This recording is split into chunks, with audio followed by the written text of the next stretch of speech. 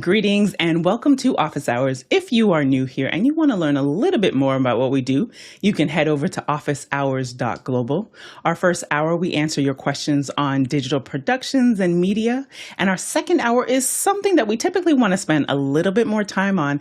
And today we'll be speaking with our very own Craig Macfarlane on projects and what it takes to really manage large scale projects. So you want to stay tuned, and actually you want to also submit your questions, whether that be in Mukana and or the QR code. And be sure when you do submit it via the QR code that you submit one question at a time.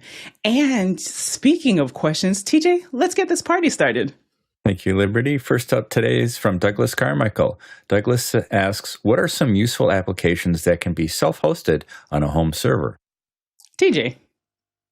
I like to host Plex. I have a Plex instance for my TV shows that I watch. And I used to run it on a Mac, just a regular Mac machine. And then I got a Synology box, and it runs fine on the Synology box. And of interest to our group, I use it to watch Connections, which I was watching 2 days ago. Go ahead, Alexander. Yeah, I run a self-hosted PHP application. It's actually open source. I think it's called Yourls. I don't know how to pronounce it. Yourls. And it's basically like Bitly, and it is a URL shortening service. I like to own my own domain names. I don't like to have, shortened URLs and then that service just goes away. So it's been really great for me to be able to track all the data analytics on that service. So that's pretty useful. Next question. From Craig Kadoki in Toronto, Canada. In the past, the ATEMs would get upset when more than 5 computers are talking to it over the network at the same time, controlling the audio, media pool, etc., sometime to the point of completely locking up. Is there still this limitation? Alex? Sorry, I got myself. It only allows 5. It doesn't get upset. It doesn't have any feelings at all. It doesn't care about it. It just only allows up to 5 connections at a time. So only 5. There's only 5 guests that can be connected to it at a time. What it does, maybe it gets a little, snitty about, is lots of communication. So, and if an ATEM gets tons and tons of requests from all of those different connections, it can do some unpredictable things. But yeah, I don't think it feels anything. That's just the way I am about it. I know that I know we view our switchers, we're very close to them, and we give them names and everything else. But I think that I believe that there's still a limitation of 5 hosts connected to it, and it can get overwhelmed if too many things are asking for too much at the same time. And Jesse? Yeah, and also introducing Wi-Fi clients can add to that unpredictability. So if you can wire in your control devices or computers, that's best. And there is actually one workaround. There's a app on GitHub called ATEM Proxy that you can try out that makes a single connection so that other clients can connect to that single virtual connection. So at your own risk. Next question. Scott Mueller from Germantown, New York is looking for advice. Suggestion for a portable 5 to 8 port managed switch for NDI and Dante for a small travel kit. Jesse? Yeah, so you don't always need a managed switch for NDI, especially if you have just 7 or 8 different NDI feeds. You kind of really want to look at the NIC as well, because the bandwidth going into the NIC is going to be more of a bottleneck there. But if you want to manage a small switch and you want to have NDI and Dante on the same switch, for example, and you have $800-ish, you can buy one of the new smaller M4250 Netgear switches. But alternatively, you can get 2 unmanaged switches, one for NDI and one for Dante, and then just have 2 physical different networks for NDI and Dante, and 2 physical NICs for NDI and Dante, and do that on more of a budget. And Nigel? Yeah, I was going to say roughly the same thing. I don't know what a small travel kit is. I've heard of some of Alex's travel kits, and I wouldn't don't know what he thinks of as small, but I'll tell you that I have built my setup around the M4250. I use Dante and all of those things. NDI, love it. Very simple, easy to manage, and the 8-port is about $600 if that's enough. Go ahead, Guy. Yeah, I agree. The M4250, this little guy right here with 8 ports, but anytime that you get into these little guys, you're probably going to want to go up to the next size up, which is a 12. I would recommend a managed switch at all times for NDI, unless you want to use Access Manager to manually type in every single IP address on the network and tell. Basically, NDI relies on MDNS, and so unless you have that server to tell the network where everything's at, then it doesn't know unless you use a discovery server. So there's a couple things going on there that you might want to read the NDI white paper and just dive into it, or there's a performance networking course that's also available on the VizRT site that's worth going through. But yeah, look at the 12 port is the next size up, and be sure to check what PoE that you need, PoE plus or PoE plus plus, because the different M4250 lines have different ratings for each of the ports. So just be careful as to if you're getting some of the larger cameras, they have heftier power requirements for their PoE. Next question.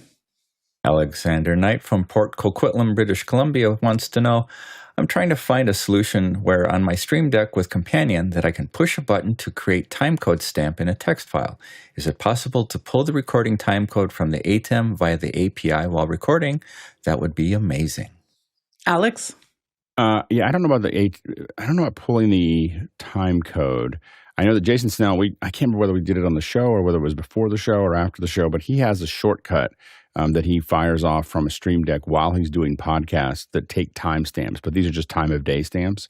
And if your ATEM is on time of day and is accurate, and then you timestamp it that's accurate, as you're doing that, you're going to end up with a pretty good lineup as far as notes go. That'd probably be easier than trying to figure out how to pull the time code from the ATEM. Is just make sure that it's on time of day, make sure that time of day is correct, and then have your Mac just take its own, or Mac or PC just take its own time of day as you push the Stream Deck.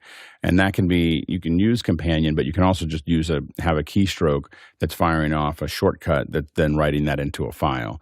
That's what I think Jason does, and then he has it.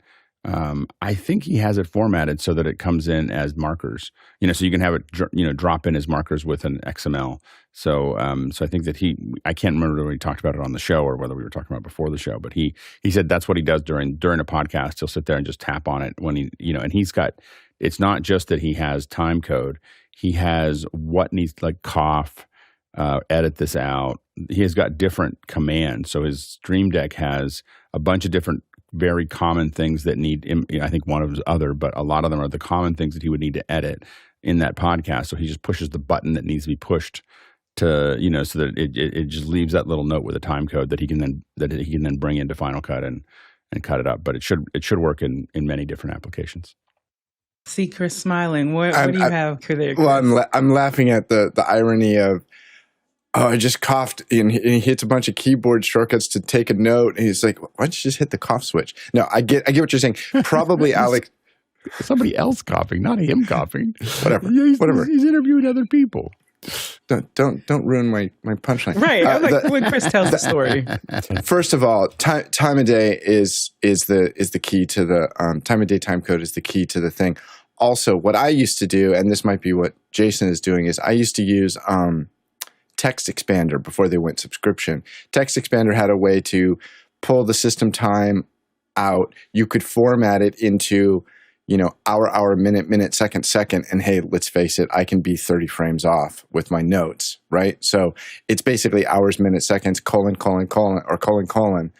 And then I would just hit a keyboard shortcut in a spreadsheet. I used to do this when I directed. I'd hit a keyboard shortcut when I was directing, and then hit tab and make a note of what I wanted to change, or what I saw at that point in the performance. But Text Expander was the way that I got time of day out of the computer into a thing. This is 15 years before Stream Decks existed. Alexander? So what is the default time code set? Because I didn't even know there was a setting that you could change, because I assumed it was record time. But so is that something that you change in the ATEM? Yeah. I think they default to time of day. So if you, I mean, just look at it, hit a clip and take a picture of your clock, point a video camera at a clock and then record it. You'll know there's a huge similarity. It's going to be the same time. I'm pretty sure. You know what?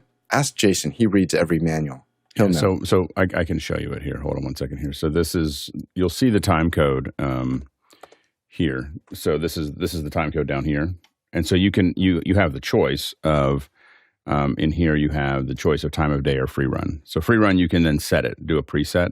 But if you have it set to time of day, and I will say right now, looking at, I'm not sure how to reset that, but looking at that compared to that, it appears to be off. But it could be my computer. But anyway, so it may be a little off, but you know, it would get you very close as far as markers go. But that's your time code generator there. Next question. Paul Walhus in Hot Springs, Arkansas says, Apple is shutting down the 121-person artificial intelligence operations in San Diego and moving it to Austin. This group runs Siri. What does Siri need? John? All of the personal assistants are going to have LLMs and image recognition, audio recognition built into them coming later this year. Hopefully we'll see it at WWDC. So we look forward to having AI integrated into all the personal assistants. Bill? Yeah, it's been rolling through the business news the last 24 hours here in San Diego. They're closing that down, but overall, they're increasing their head counts in San Diego. So this is just, I think, internal balancing. I would expect that they're going to lose engineering types and other people who don't want to move to Austin. And I would imagine that everything is going to be fine. There's already a big group, I think, working on Siri in Austin. So they're really combining more than shutting down and moving. So we'll see. And Alexander. Yeah, Apple has made a lot of tiny little they've moved very slowly with improving Siri, and I still find it incredibly frustrating. I would just be happy with, it helping me with very basic things. Like, for example, this is one of the things that just is utterly baffling. I'm in the car, the phone is locked and in do not disturb mode while I'm driving, and I ask it a basic question: how long is it going to take me to get home? It knows where I live, but it says, I can't do that. You're going to have to unlock your iPhone. And I'm screaming at it saying, I'm driving. That's completely unsafe. I can't do that. Why doesn't it do that? What did Siri say back to you? Just as it can't do. I can't do that, Alex. It's okay. Next question. Douglas Carmichael.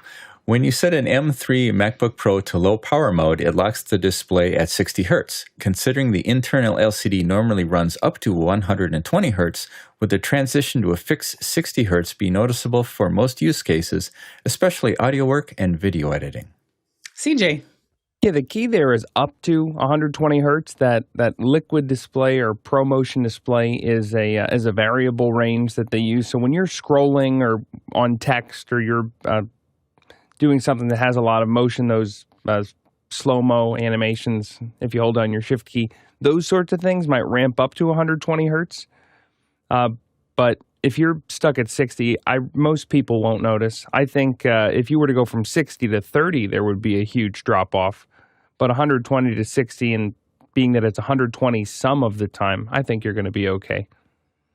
Jason? No, not even a little bit. And Alex. Yeah, I guess I would say I don't know why it matters. Like I would never do any real work not plugged in. Or I would never use low power. I mean, I guess I would never put myself in a situation where I had to use low power mode. Like I never use low power mode for anything. I would manage my environment such that I never have to use low power mode.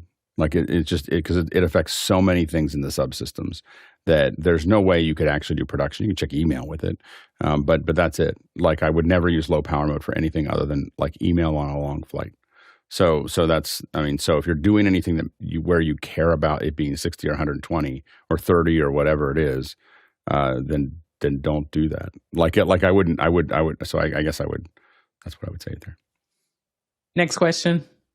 Alexander Knight from Port Coquitlam, British Columbia. Alex asks, are there generative art AI tools that don't require Discord where I can upload my own images and have it manipulate them? CJ? I would check out, for the Mac anyway, there's an app that you can download called Diffusion B that actually lets you run run the models locally on your computer. It comes with some defaults, but you can even load your own custom ones and play to your heart's content. John? Yeah, that's an interface for Stable Diffusion. That's a good answer. Photoshop, in this case, is probably the best. However, Midjourney's got a web version. They were supposed to launch it before the end of the year. They didn't. So all of the generation is going to be web-based on Midjourney. I don't know, sometime this year probably. Yeah, Firefly. That's what I was thinking too. Alex?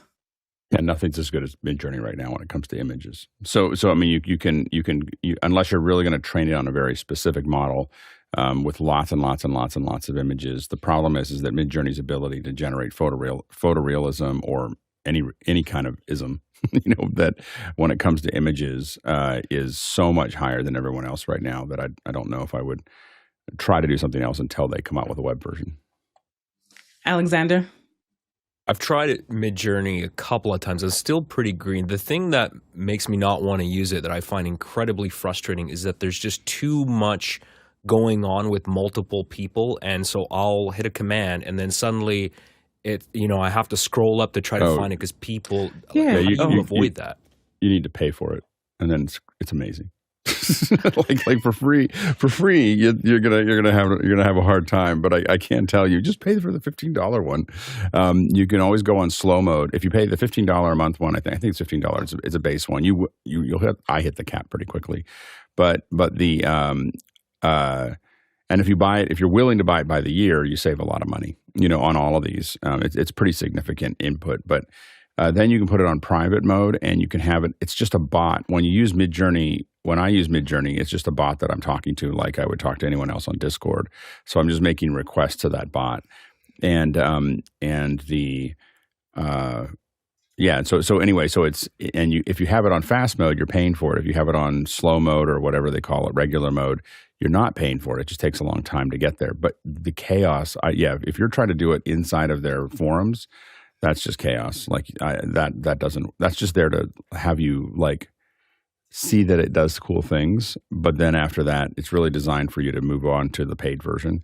Once you're in the paid version, it's great. It's a really, because it works on your phone, it works on everything, and everything's all integrated between your phone and your desktop and whatever you're working through. But you do need to put some money into it to have it push something else out that's worth looking at, or just the user experience. Once you refine those prompts and then move on up, right, Alex? Yeah. Chris? So. Yeah, Alexander, just in the last, how long has it been, John? 3 days now. I've been messing around with the Midjourney, a little late to the party, whatever. I paid $96 for the year. I put it on my own Discord instance, and it's interesting. I don't have the chaos that you're talking about, but I also feel you're paying for it though. You're not. What he's doing is he's posting requests into the forum that's in the public area. And then there's a whole bunch of other stuff that happens. Understood. But I was using the place that I was doing it was John's server, and John had a bunch of other people in there. And then what creeped me out? I think we have Midjourney in our server as well, and I think that you could. So Alexander, you can go to our server and just find Midjourney, and I think you can do the prompt right in our server. It'll be a lot less chaotic than the one still got to pay. I still got to pay, right? Yeah. But what I was trying to say was that I find that doing it in my own server, you're creating in a vacuum, which sometimes is very good, but sometimes I wish there was and maybe I should go to the office hours server. I'd like to have trusted people that are on the same journey, no pun intended, with me, so I can be inspired by their prompts. And I was like, oh, that's not a bad idea. But I could totally see it being distracting. So I'm working totally in a void now, where I'm just annoying John with stupid questions like a neophyte.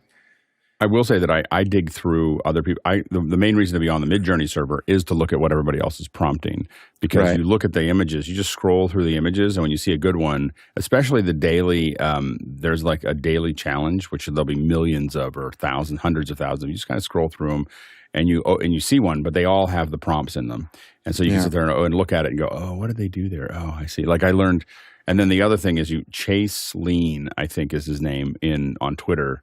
Follow that guy. He posts like, I learned this and look at this, and he'll post all these images that he did with his links, and I draft off of Chase a lot. And then the other thing, Alexander, that I've been doing is I created a new Keynote document, and I just save the ones I like with the prompts. That's my wife and her sister. There's my truck. There's my wood shop I wish. There's a camera I wish. That's my vacation I'd rather be on. That's my old Datsun 510 from high school. There's my truck again. There's me making fun of people with their battery cars. And that's Blade Runner. Yeah. Nice. And in the chat, there's some recommendations coming in from the community. So Evan says viscom.ai is really great to modify the look using an existing image as a base. Eric also says you need to add a bot to your own server, but then we've also recognized that you are not paying for it yet. So maybe try out that Viscom one to see and report back to us. Next question. Eric Price in Kansas City, Missouri says, the Rabbit R1 AI-powered companion device seems to have generated a stir at CES. Why would makers pursue a hardware implementation in this space rather than an app to reside on your existing pocket device, the phone? John? The Rabbit R1 will soon be in a junk drawer near you. This is not a good idea. What does it do? I don't know. What is it? It's an AI implementation in a dedicated piece of hardware. Yeah, okay. Yeah. Jesse? Why? Maybe to monopolize your personal data, I would guess. But it looks like sort of an old pocket dictionary sort of deal. It's very antiquated already in its first release. And Nigel? You know the thing they announced the other day, that like a Star Trek communicator, and that we were all going, what the heck is that? This will go next to that in the drawer that John talked about. Next question. From John Fisher in Oklahoma City, Oklahoma. A new Melee overclock 4C mini PC keeps powering off when idle. Windows 11 is set to never sleep. Nothing in the blue screen of death logs. What could be causing this? TJ? Oh, you're on mute. Sorry. I have one of these mini PCs, and the case itself does get hot. It uses the case to release the thermal energy that it uses. So just make sure that you have adequate ventilation around it. That's the only thing I could think of right offhand. Next question. From Henry Ramos in Yonkers, New York. With a Netgear 4250 8-port PoE Plus switch, any issue to daisy chain a small unmanaged switch to a port just for internet to odd machines? Nigel? I don't believe so. Actually, mine is fed actually from an unmanaged switch. So my 4250s start from an unmanaged switch and they can go to. I would just tell you, if you're building a network of any size that you want to last, then really look at the 4250s. Think about the backbone products they have and think of using the SFPs, whatever they are, that allow you to interchange and upgrade the speed of that network later. You're buying a very, very powerful tool. And what I decided to do was to go crazy and get the proper 10 gig backbone and then put cheaper devices off it that will allow me to upgrade later. So really, really think that through, because that's maybe a buy once, cry once solution. Jesse? Yeah, and with that particular 4250 series, of course, it's one of, it has a layer 3 management level. You can create VLANs on it. And so you can separate out the internet to whatever ports and VLANs you want to be on that particular switch. Next question. From Douglas Carmichael. Douglas says, TJ, you mentioned that Plex is a useful app to self-host. Would there be any value in Plex if all my purchased media content is from Apple's own store? Jason? No. TJ? I respectfully disagree with Jason. I do have the media content that I have purchased pulled down locally, so I have a local copy always in case something happens where suddenly oh, I don't know, a company decides, nah, you really don't want to access your copy of the Godfather trilogy at all anymore from the cloud. I at least have a local copy with my DRM removed. And Guy. Yeah, one of the things that I'm fascinated with Plex for is being able to use your Synology as a way of hosting your videos. So if you want to play back something for a client to see, you can just go in there and it'll transcode in real time if you have a fast enough machine that's hosting it and kick that over. So there's other ways of using Plex for just entertainment. Next question. Paul Walhus in Hot Springs, Arkansas says, any comments on last night's Critics' Choice Awards? Nigel? So I had a quick look through the winners. I was actually watching the last episode of The Crown, so I didn't get to watch the Critics' Choice Award, and I was very pleased to see that the actress that played Diana got the Best Supporting Actress. I think she was amazing, but actually I think a lot of the Crown cast was. So other than that, my only other comment is I don't know what beef is, and I suspect I have to find out It's what really beef funny. is. It's really Alex? funny. That's the reason the award shows are there, is so that you can find things that you didn't know. But beef is it's an interrelationship between two neighbors that goes horribly wrong and then keeps going, and I think it's pretty funny. Anyway, I haven't seen the whole thing. I saw a couple episodes. I have a tendency to just kind of move on. So anyway, but it is worth watching an episode or two to see if it sinks in. As far as I don't watch award shows. I find them to be a little bit dry, and silly. But I thought it was interesting that they said that. I guess they were giving out a lot of awards during the commercial breaks, and so people didn't even get to stand up. I was like, why are you doing the award show if you're not going to actually do it on TV? So there's a lot of awards that got done there, and there was some. I think that the host did a kind of an audible and brought some people up that were getting awards over the commercial break because she felt like they should. So it was a very interesting puzzle. But I think that I'll be interested to see if the awards survive. I think almost all of them will go to streaming in the next couple of years because they don't gather enough viewers to make them commercially viable anymore on broadcast. And Bill? I just can't believe it. I'm delighted that they gave the Best Original Screenplay Award to Barbie because I remember when I watched it thinking, how did they pull this off? They took the flimsiest of ideas, right? A movie about a doll and turned it into something so compelling and emotional that it really shocked me. So that is what screenwriting at its best can do. They can take something that's normal that you forget about that maybe is just peripheral. And in the hands of tons of other movie makers, they could have made that right? Just a simple little light frothy thing and said nothing with it. But this is, to me, the art of screenwriting, is to turn something simple into something profound. And I thought that was highly deserved. Next question. Alexander Knight from Port Coquitlam, British Columbia says, X keeps reminding me to pay a steep price of $30 per month. Is anyone finding it valuable? Do we think X is going to survive over the next few years under current management? Nigel.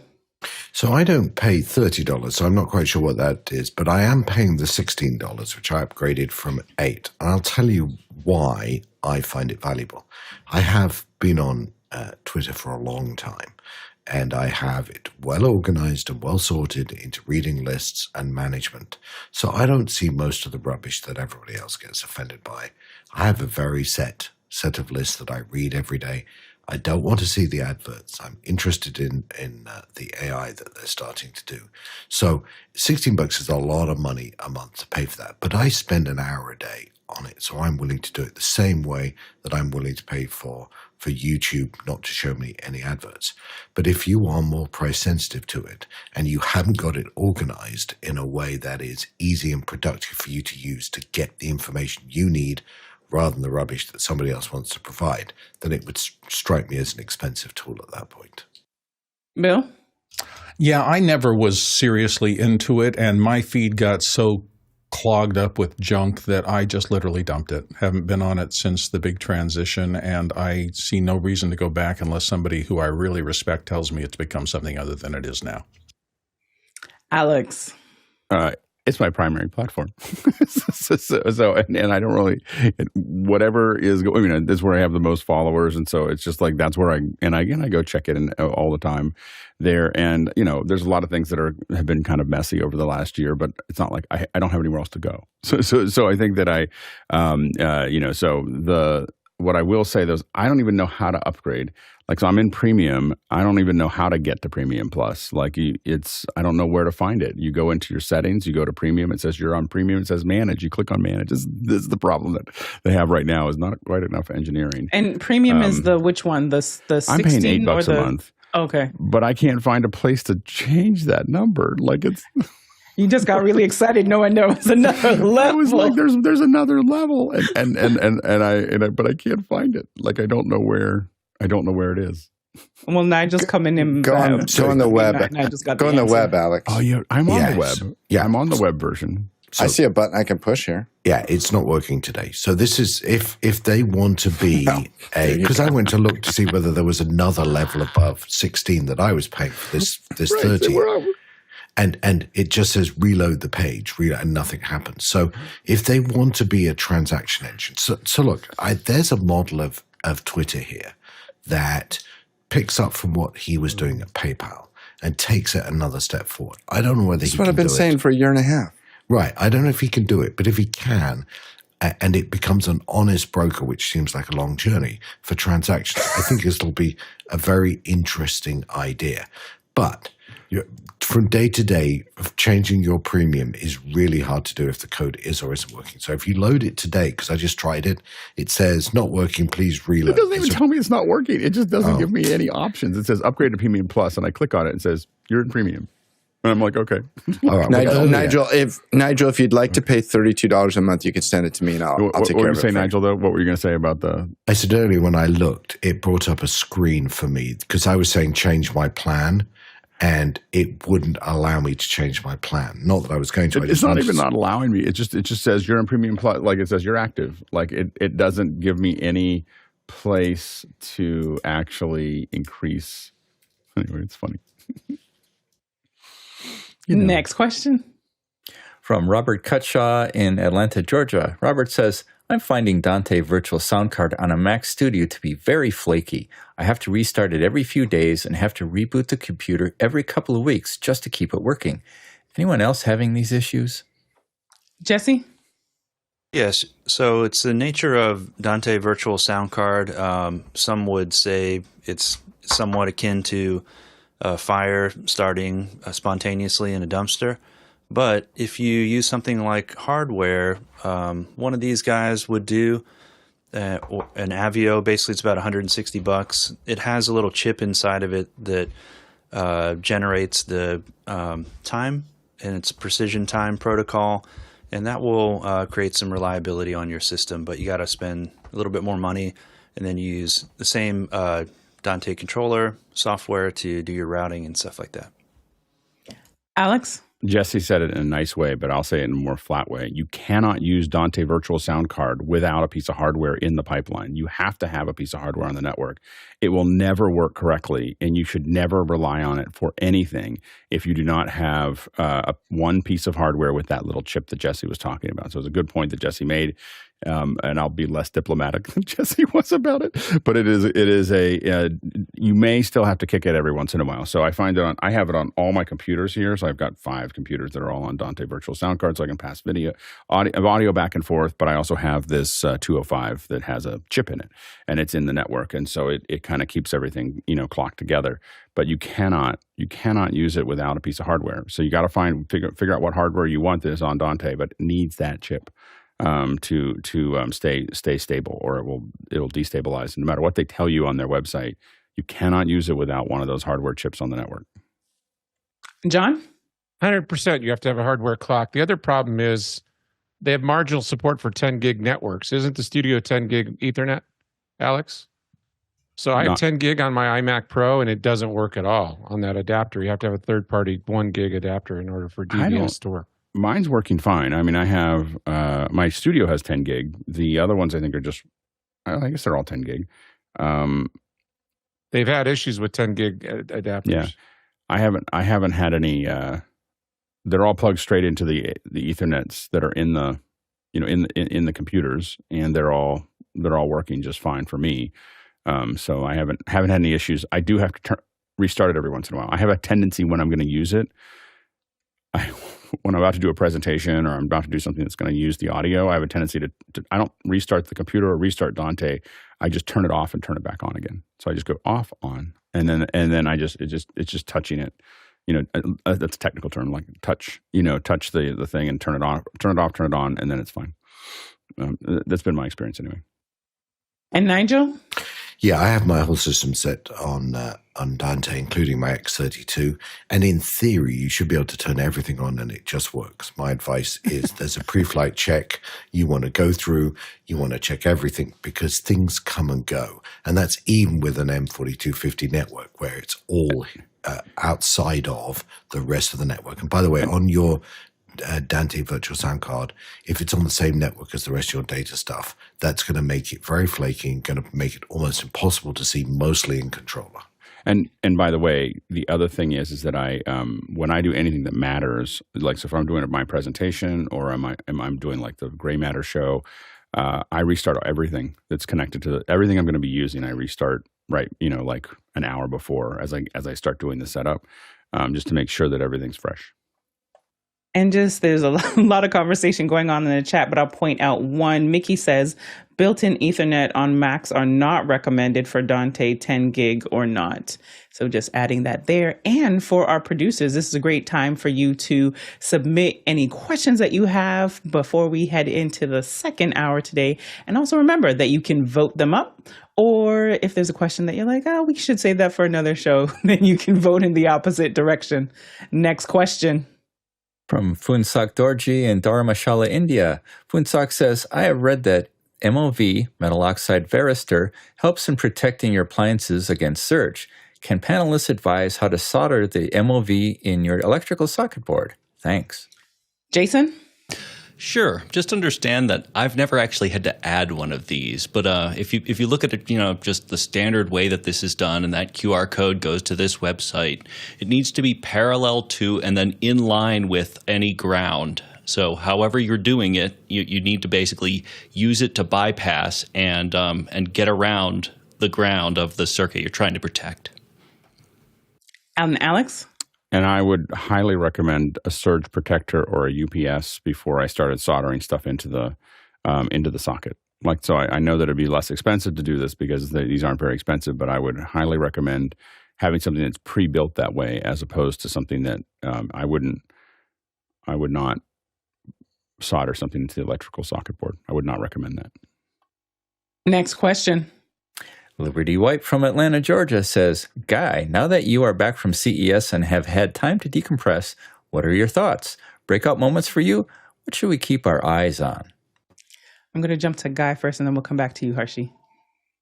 Yeah, I'm still decompressing. That was a little rough, especially since my flight got canceled and didn't make it home till 3:30 in the morning from a $150 Uber at the next airport down the road.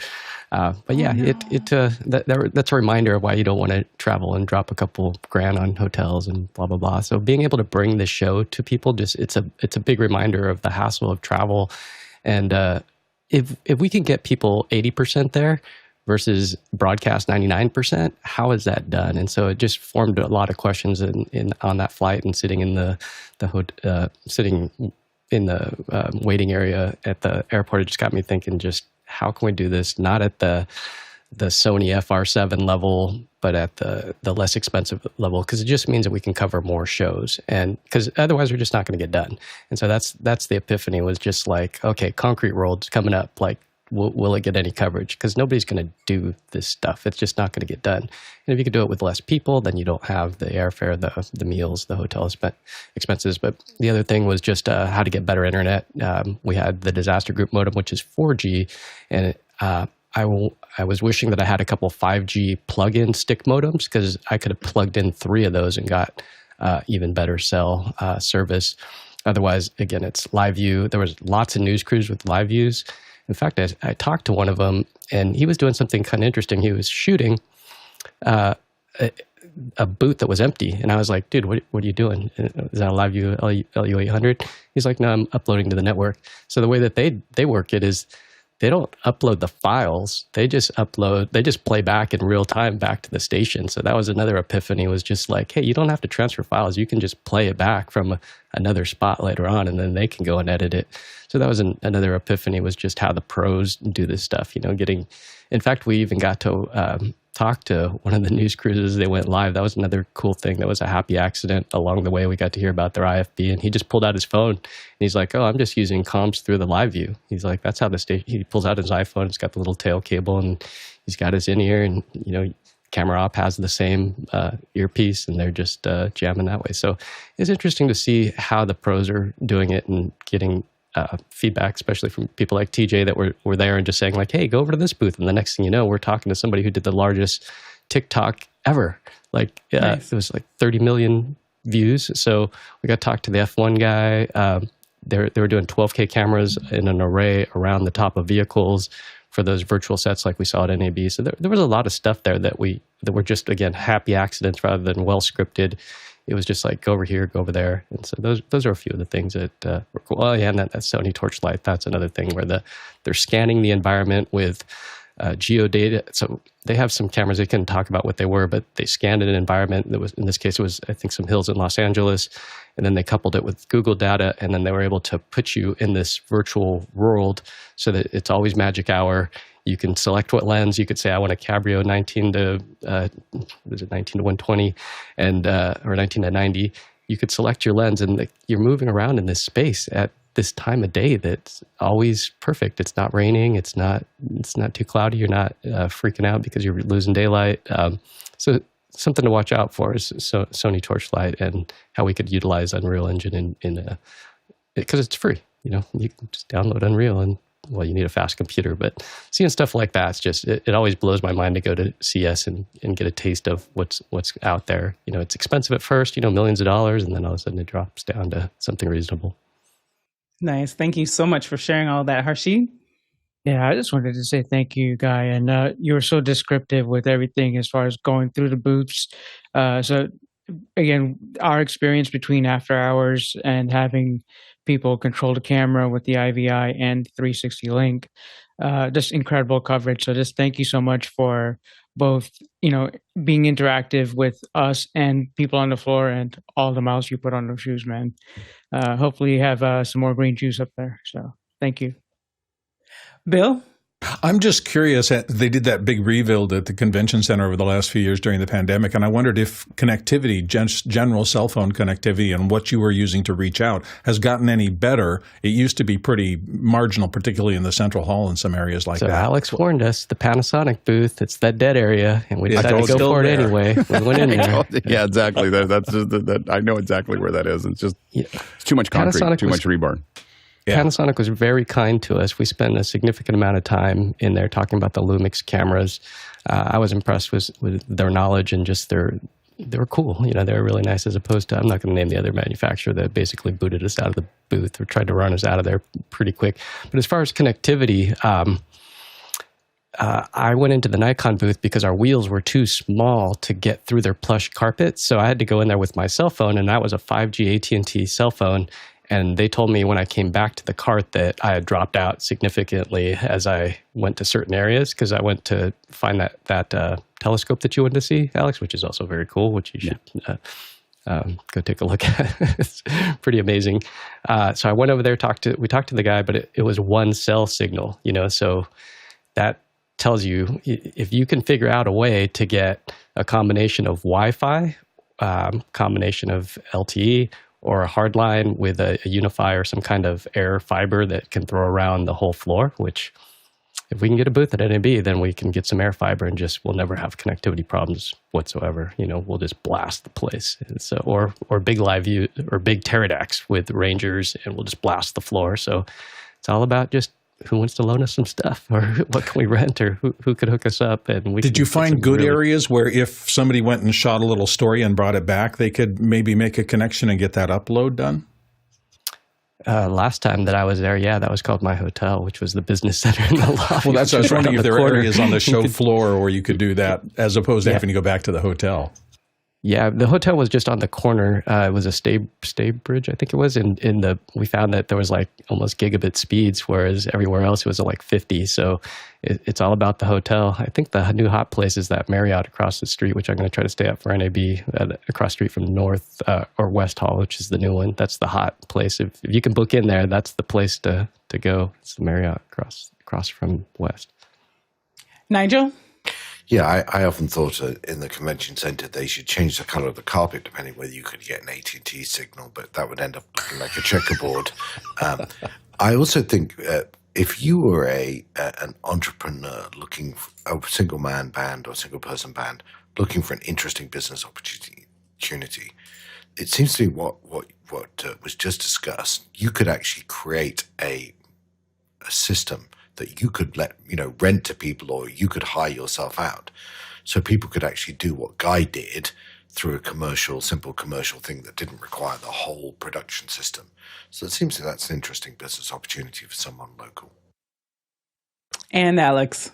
Yeah, and I think it's in some ways similar to what we did at SIGGRAPH, and so where we just had a backpack and we had a couple cameras, and made it work. And I will admit, with all the wrangling and everything else, I mean, I think that what was lighter at SIGGRAPH, for instance, was just doing multi-camera without, but we still had, we put a lot of stuff on it. So we had wireless and, a lot of other bits and pieces.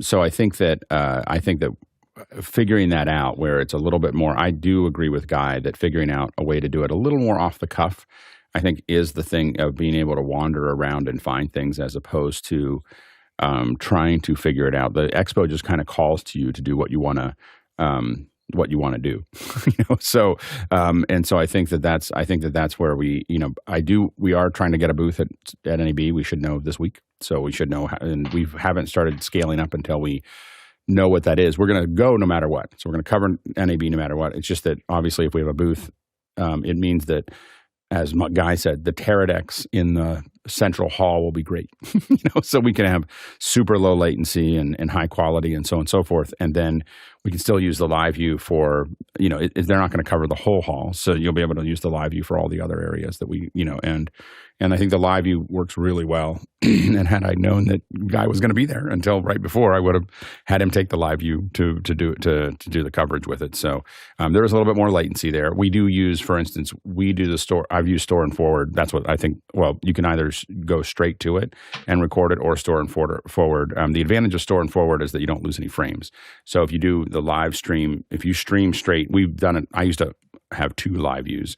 And so we used to do it all the time where we would just have them stream back to us and then we just grab stuff out of it that we need to, either on an EVS or on records and so on and so forth that you have them. The problem is you lose frames. And so if we did store and forward, you would get every frame that, it would take a little longer, but you'd get every frame. And usually in the turns that they have, people think that they want to do it live, but in the turn it doesn't. It's so fast that the store and forward tends to be more stable, in that area. Although you don't get the comms, you can sit there and talk to them and everything else. But we use the comms at SIGGRAPH through the live view, which I think worked really well.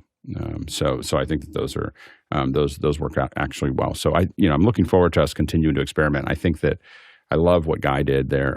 Did at CES. I'm hoping to go down. We're going to put out a little post today to see if people want to go to NAB for a day, or not NAB. NAM for a day, and see if we can't put together a handful of people that want to do that. And so I know that Nick Batt's going to be there, and I know that some other folks are going to be there. So it'd be fun to do that. And I'd love to try to extend it and again, be more fluid and just go for a longer period of time and see how that works. Another piece of that also becomes battery management, which is, of how long you go, goes down to that as well. So stay tuned for that. We're hoping to experiment a little bit with the NAM. I'm putting the live view server into the mail for John Wallace today. So we should be able to have that ready to go if we needed it. Yeah, go ahead, Kai. Yeah, and that battery management, that was key to the operation. John Idelson had a EcoFlow, one of those big bad boys, and it's 1,000-something watt hour. Oh my gosh. I would get back to the hotel room at the end of the day after 9 hours of this thing being on, and it's still got 40%. It's like, this is amazing. No swapping any batteries, just one big battery. Mine's not as big, but I have a Jackery that I do the same thing with. I plug everything into the Jackery, and I haven't run to the bottom of it yet. Like there's like it's once it's charged, you just plug it in, and spread it out, and haven't found the end yet. There's such a comfort factor there, not having to swap batteries in the middle of a take. I mean, not have to sweat it at all. It's amazing. And I love those things. And that's the advantage of the tank versus or some version of a tank versus the backpack. Because when you're in the backpack, you're out there and you're swapping batteries, and they last pretty long, a couple hours, but it's still something you have to think about.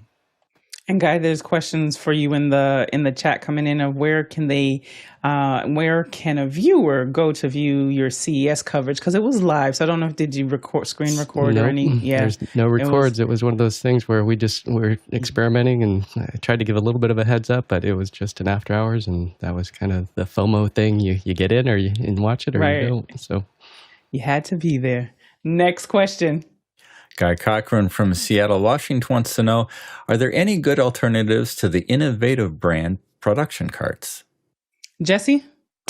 Yeah. I mean, so the innovative carts, I guess the specialty there is that they can collapse down. Otherwise, you can just get a regular cart or more build your own or DIY something. But Jaeger Pro makes really great carts that are on par with innovative.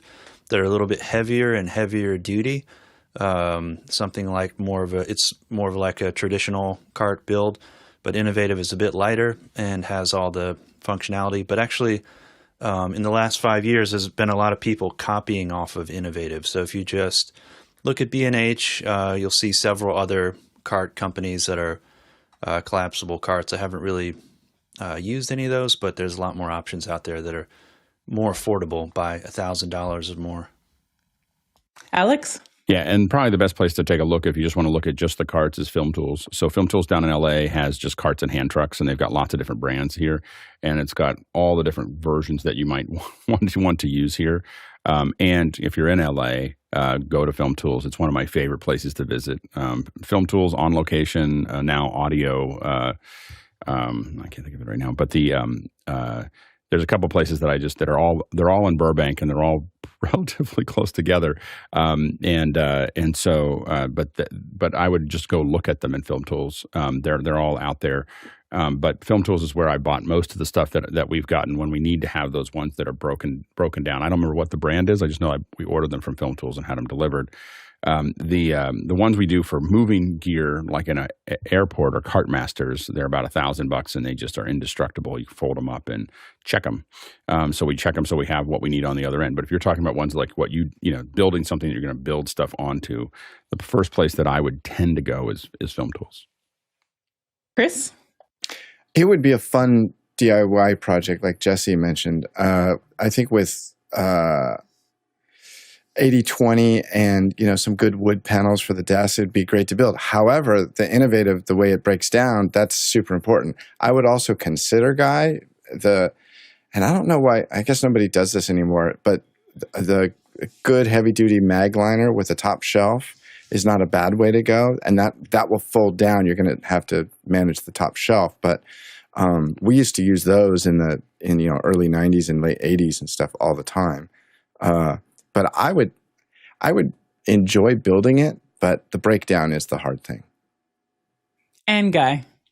Yeah, we were lucky to have John Middleton driving down there, so he just used this cheap $99 cart and upgraded the wheels, but even his upgraded wheels were just garbage compared to, I have an Ergotron medical cart, which is really nice, but now I want to try what David Brady bought, which is an innovative, but the one that I want is $4,000, and I'm like, dude, that's a lot of money to spend on a cart, but it has these 10-inch wheels, and they're super nice, and you can put a camera on there, so, because what I'm thinking is bigger image-stabilized PTZ that the viewers could control. So we have one fixed camera, which who knows what it'll be, but then we have a couple other cameras for wides and close-ups that viewers can control, but it's stabilized and it's nice, and the wheels turn. If we want to flip around, we can smoothly do it without the wheels, getting caught on things.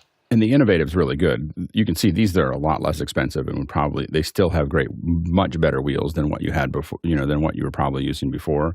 So these are at the 1,700, 2,200, 1,600. They're a much more affordable set, and they would probably do you Are just those fine. flyable? Can you fly with those? You can break them down. I mean, I don't know what, they're, if we were going to go, for instance, but yeah, they're That's like the Magliner design like we used to use. And they fold down, but so they don't. They don't get super small. So that you can check that. I mean, you just wrap it and check it. I mean, it comes in the weird, where you get your skis, the kind of place, like if you check it, but you can definitely fold these down and check them.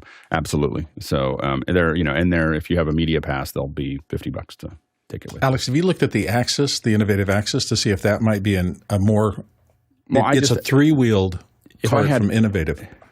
Yeah, three wheels makes me a little nervous. The the tippable part when you start putting a bunch of gear on it, I'm not that excited about. And I will say that if I had all the money, I'd get Innovate. Yeah, I wouldn't use that. I would never ever use that anywhere other than a film set. So that's a great thing for a film set. Like, I got to move a monitor around, I got to move a system around. I would never use that where I had to be moving it through people and things and everything else. The tip factor on that is way too high. So I would not the tripod. Now, again, it could work if you're a DIT or you have some kind of station you want to do and you want to move it around. I get that, but I wouldn't use it in an open environment. I'd really want four wheels. And some of just in the chat have also mentioned Mickey mentioned the Magliner, and David says that Crane makes a good general purpose cart, but nothing beats the Innovative Deploy. And I will not. I just want to say I will never buy a Magliner again. So like I had a wheel fold under for what I was doing, and having someone at a very high level in the government ask me, "Hey, are you going to come with four wheels this time at the next year?" So sad. Yeah, that'll do it. That'll do it. Next question. Andy Kokendorfer from Vieira, Florida says, what format are you streaming audio in Makana? I get frequent dropouts in Safari on mobile. Cell connectivity is good here on the Space Coast. T-Mobile 5G. Alex? Yeah, right now it's a pretty high bit rate. I think it's 256, and we're working on giving you multiple options so that you can go to a lower bandwidth to stream it. So so I think that we're working on lowering that. I think we lowered it, and I think some folks didn't like that, and so we're to make it more stable. And so we're working on giving you a couple options on the app. Stay tuned for that. Next question. Rashid Travetti from Daytona Beach, Florida says, what are you connecting to your iPhone and Android phone for an audio source for a mobile rig? Capture video via Pixel or Samsung and iPhone 14 Pro. What do you connect for the audio part of this? Alexander? I really like the Saramonic Smart DIs. So they make various versions of this, a 1-channel, a 2-channel. So these have decent mic pre's, not the best mic pre's. They're better than the IK Multimedia stuff. So I've been getting pretty good results with those. They make a USB-C version and a Lightning version as well, although I probably wouldn't invest in anything with a Lightning connector because you're probably soon going to be upgrading your phone. So I would suggest looking at those. Plus, they have a quarter 20 thread at the bottom, so you can easily rig those things. Alex? And if you're using the 15 or an Android phone, I haven't tested this, but I realized this would work. This is the X2U from Shure. And so you should be able to just have this with an Ethernet or not Ethernet with the USB-C going straight in. So, but anything will work. You have any audio interfaces now will work. But I use the Saramonic as well. I use the 2-channel Saramonic has been I've used it for a decade. Next question. Robin Cutshaw from Atlanta, Georgia has an update for the previous Dante question. Robin has a second dedicated Ethernet adapter on the studio and has an X32 with Dante card along with AVIO on the dedicated network. Alex? I think that the problem that you're having is two networks. I don't know how you're doing two networks on the same thing. That's probably what's causing some upset there. And Jesse? Could also be what you're using as the master device in the network needs to be changed, or could be the type of switch that you're using. But I would recommend just hopping into after hours, right after one of these sessions or nearby, and someone will help you out. And as we have a great lineup this week here on Office Hours, tomorrow we'll be talking about building. Alex will be showing us just the rebuild of our Office Hours logo. So you definitely want to stay tuned for that during the second hour. And on Wednesday, we'll be doing mic tests. Now, that's if you've not been for at any of the shows where we're actually hands-on testing equipment, our camera reviews, like that's one of those times that you actually get a chance to, there are other YouTubers out there, but just having our audio professionals just sharing and testing the microphones is a treat. So to all of our producers, as we get ready to get into our second hour, be sure to submit your questions. Remember, you can vote them up. And at any point in time, you can always head over to afterhours.global to submit your questions, because that is open 24/7, so that you could submit your questions so that they will be on the show. We already hit it. Go ahead. And I was just so focused. I said, today's the day that I will hit it for this for the second hour. But thank you so much for watching, and welcome back to Office Hours as we head into the second hour with our very own Craig Macfarlane. And we are going to talk about all things large project management. And it's amazing. John said this last week, just with regards to our community, how many talented people we have. And Craig has worked with a number of Fortune 500 companies and just helping them transition. And Craig, welcome. Well, thanks. I've been part of the community in the background for a little while, but I'm super happy to share some of the stuff that we've done. So Pete and I are here, talk a little bit about our experience doing large IT transformation projects.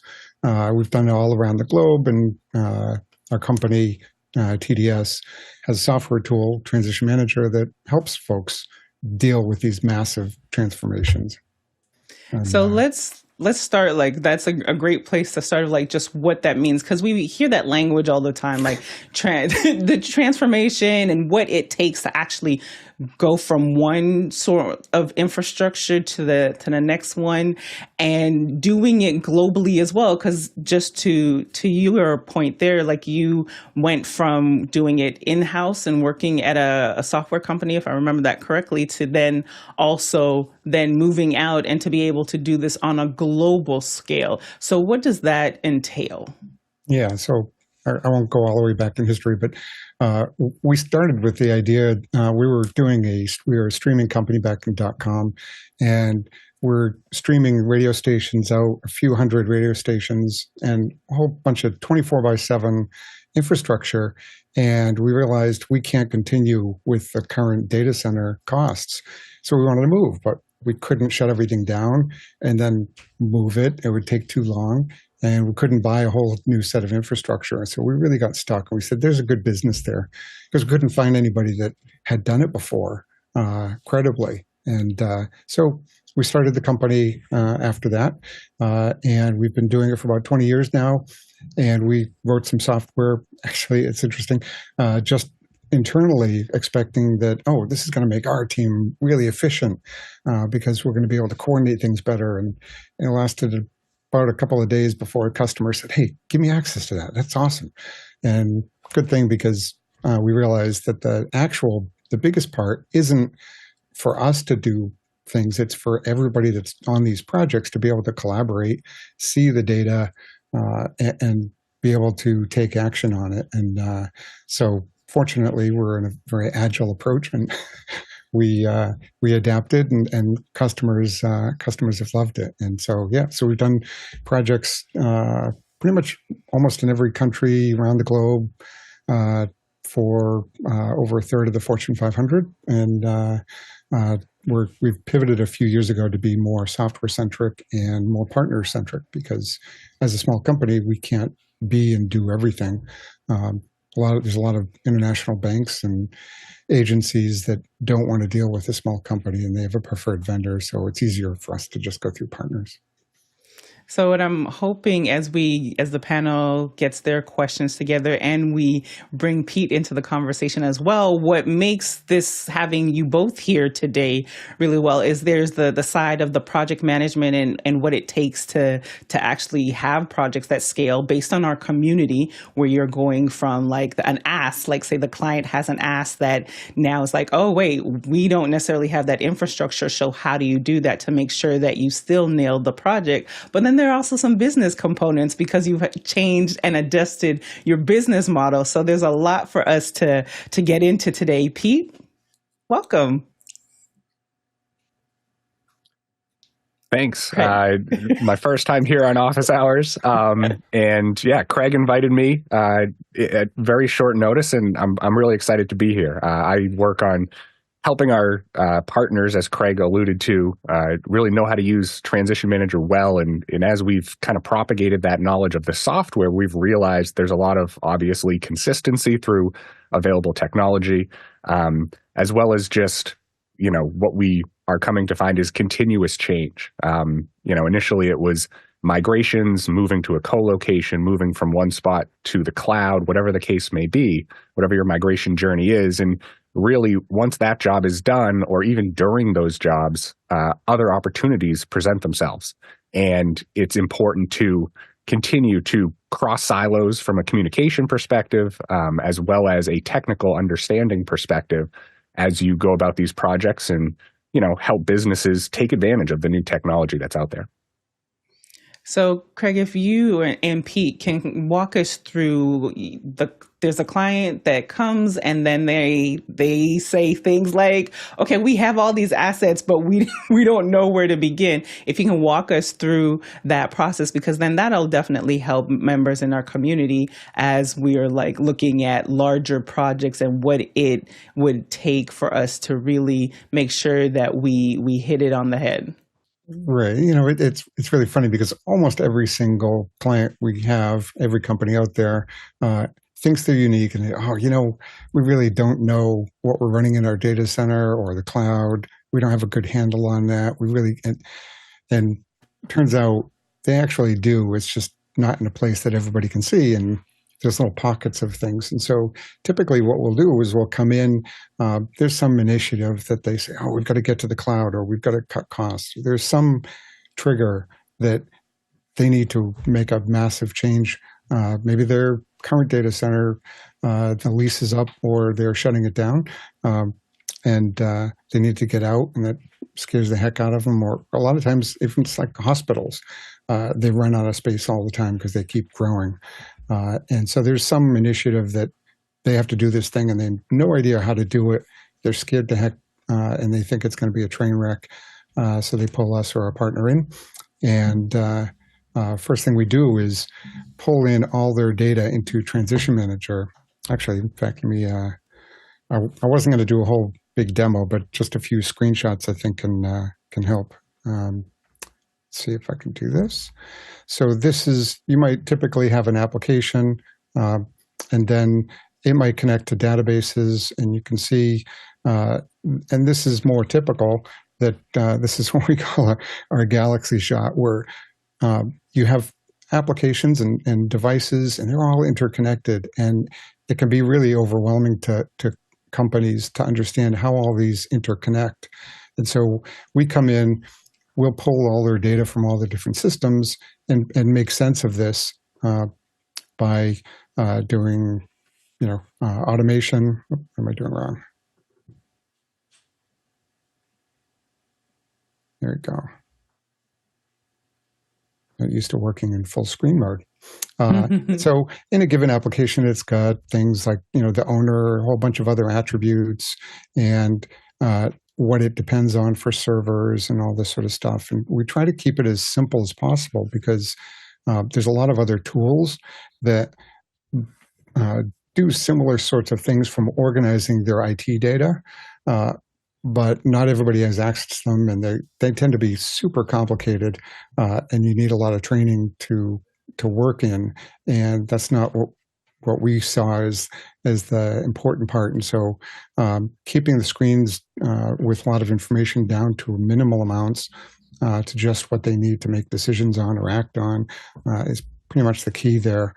And then once we have all the information into one place, then we can do really interesting analysis of, all right, well, if we move this app, in March, what has to go with it, and see all the interconnections and be able to break things up, if you will, into what we call move groups.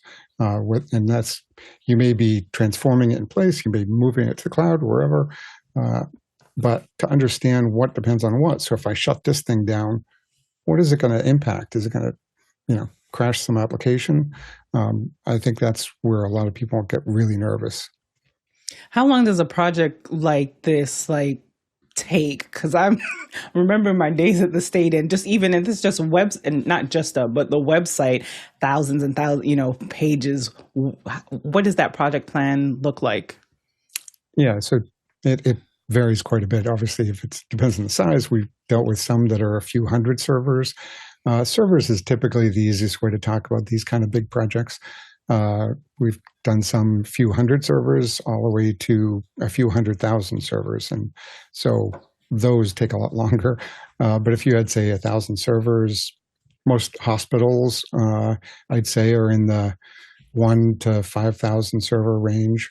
Doing that kind of a project, typically it's a year, maybe a year and a half. Depends on how much change they're willing to take, because a lot of organizations are very resistant to change, or they have these little tiny change windows where things can't go down except for this half hour once a month or something. Right. Alex? Yeah. How do you establish all those connections? Between every app and every, piece of it, how do you build those connections? Yeah, it's great. That's one of the biggest worries that a lot of companies is like, if I shut this down, I know someone's relying on this. As it turns out, so we'll pull all their data in, and that gets us probably 80 or 90% of the way there. And then we'll do a series of validation interviews with the app owner, just to say, hey, here's what we know about your app. And usually they're saying, oh, that doesn't work anymore, or this is my new backup because the other guy retired, or whatever it is. From an interdependency standpoint, we get pretty close with all the different data sources. Most customers have all the data, they just have it in multiple places. So we pull it all in, and then have the app people or whoever validate that, yep, that all looks good. Interesting point is people, if I have an application, say in HR or payroll, I know what I'm dependent on, but I have no concept of who's relying on me. And so we'll go in and someone say, oh, no one relies on my data. And then we'll interview somebody else and they say, oh, yeah, I use Charlie's database all the time. And if that ever crashed, I'm hosed. And so you really need to cover all the bases. And do you do it in stages? Is it one of those things like you move a section over and start running it, and then and move the next section over? So typically we like to do all discovery. Usually takes maybe 2 months, 3 months if it's really big, but typically 2 months is plenty to do discovery. And that means now we know everything and we can plan. So we usually go discovery, then a planning phase, which is another couple months, and then execution, which just goes in these waves of events. And so discovery, you really want to do all of discovery because, as I was just mentioning, you can have a couple of apps. If you only cover one and its information, you might be missing that single interdependency. And so it's worth covering off on all the information you need to do planning right up front. And then you'll have a lot more confidence going forward. Well, and what I mean by that is, like, once you've done the discovery and the planning, is it kind of one of those things like you turn this some part off that, you light up one part that can operate, and then do a handover of, a fifth of it or a tenth of it or a 50th of it. Exactly. So after you've done the discovery and the planning, you kind of turn this on, make sure it works, make sure there's nothing that broke, and then just keep on just flipping. I know that when we were at ILM moved from San Rafael to the Presidio, which is 20 miles away or whatever. And when they came to tell the artist, they're like, okay, it's time for you to move to the Presidio. They're like, what am I going to do with my shot? I'm still working on a shot. It's due on Friday. They're like, you've been working in the Presidio for the last, 3 weeks. Like you just didn't know it. Like you were your screen was here, and your keyboard was here, but you were talking to somewhere 20 miles away. And but it was that kind of iterative almost one person at a time, but really sections at a time that they were moving. Is that kind of how you approach that? Yeah. So I'll pull this back up just for a sec here. So this is what we normally do is using our dependency analyzer tool. It'll look at all those interdependencies and put things into move groups. So you may have things where it only has 2 or 3 apps. These aren't dependent on anything else. So I can move these at any point and know that it's not going to bring anybody else down. And now that I have a number of them, I can schedule those together into some event where I might have a bunch of these little groups. But by having those interdependencies and grouped away, I know I can move that like a Lego brick. I can just put it into some event for March or April and not have to worry that I have to go and rediscover everything. What are some of the challenges that you face in servicing these projects? There's stakeholder issues. There are, just to hear some of those, because that would be also transferable for those in the community. Yeah, it's funny. I mean, so we're a software company. I'm the CTO. I think most of my time is not spent on technology. We've got a great engineering team. We actually just got a patent. But most of my job is helping the partners and customers deal with people issues, because that's really, at the end of the day, that's what screws up or empowers these projects, is helping organizations that are not used to change deal with the change.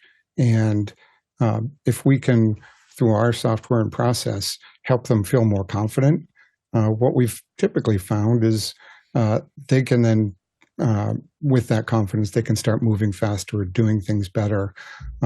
And a lot of times these organizations, the different teams haven't ever worked together before. And once they do, then they want to tackle other big things. So that's always exciting. As far as challenges go, I'd say that's the biggest issue. And Pete, I know you're doing adoption issues all day long. What would you say is the biggest adoption issue?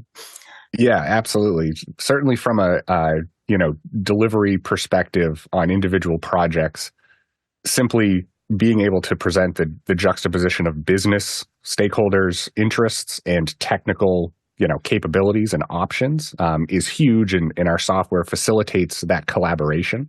And really just having that collaboration in the first place is something that is rare to come by, just because things on both the business and technical levels have gotten so complex and as a result kind of convoluted. You have experts in database, experts in servers, you have your business experts who all have their own interests, and as much as they can, they work in their silos because it's more efficient to do so. But when you're talking about these large-scale projects where change has true ripple effects, you need to come back together and collaborate. And it's almost like we've made things so complex, we've lost that capability. And that's on the specific projects. And then when you talk about partners and enabling partners, all the people involved in these types of projects know how to do what it is they're doing. So it's very hard to inject yourself and get people to take a step back and reconsider what they've been doing. Because you truly have to do that if you want to appropriately integrate with other teams, collaborate effectively, and truly be more efficient with the new technologies that exist, right? Because technology changes so fast, in order for us to keep up with it, we need to remember to maintain the human element of communication and cross-team collaboration. Nigel? Yeah, these guys are very more experienced than me, so I can only really share 3 of the lessons that I've learned from a sort of senior leader point of view over my career of doing these sorts of projects, and I'll share those. My 3 lessons are: you have to commit to these things personally as the leader of the business. If you are not personally committed, if the organization doesn't see you personally committed, they will take their cue from you. If the senior leader doesn't care, the rest of the organization will not care. The second thing is you have to go one step further. Remember, what you inspect, others will respect. So you've got to be able to put it in your management system. You've got to be able to put it in your review process when you do your all hands or your quarterlies or whatever you do to communicate. You've got to have it on the chart. You've got to have it in the message. And you've got to be able to track it, show successes and wins and things like that. The third is I think fairly obvious to all of us, which is over-communicate, or more importantly, you can't over-communicate. That in a large organization, 70% of the people don't see any message. Therefore, like all good advertising, you have to repeat until you get the penetration of that message. And you really do have to communicate. And those sort of 3 things together, I think, even if you're not involved in the project management, which takes geniuses like this that I don't have the skill to do, and by real project managers are a gift from above. Those are things that even if you're on the ancillary of these sorts of projects, you can do to help. And before we get into these questions, just following up on that, Craig and Pete, like if there are any stories that you're able to to share of like dealing with even senior leadership and what has been successful for you in that, and just the communication aspect of things. Yeah, I'll jump Or what has gone wrong. Those are always where the lessons come from. Yeah. Right, go ahead. There's all sorts of stories, like you all, doing these big events. There's all sorts of stories if you're working for a client that you can't tell unless you're, one-on-one with somebody. You can share some non-client specific things. But typically it's the customers that don't, as Nigel said, having somebody at the top that is giving out the word that we are 100% behind this. You can't sit on the sidelines. You have to get behind it and show up to the meetings and do all the work. That is absolutely critical. One of the things I've always, I don't spend much time on actual projects these days, but one of the things that I truly miss is when you go into a new customer and you can look around the room when they have a kickoff meeting and you see a half dozen people up against the wall with their arms crossed and they say, oh, this is going to be a train wreck, or they start throwing jabs early on in the meetings. Those are the people I love because they're usually the ones that turn around.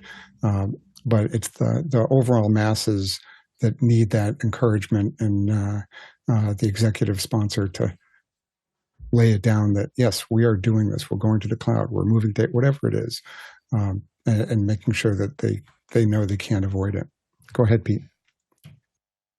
Yeah, I mean, very similar to what you just said, but it's important to find those champions because, again, old technology, people have been using it a long time, old dogs, new tricks, right? There's all sorts of stubborn obstacles that you encounter as you look to change IT, and then how you change it is yet another set of potential obstacles and stubbornness that goes along with that. So really finding those champions for all levels of engaging in these types of projects is huge, from the business to the project management to the actual technical how-tos.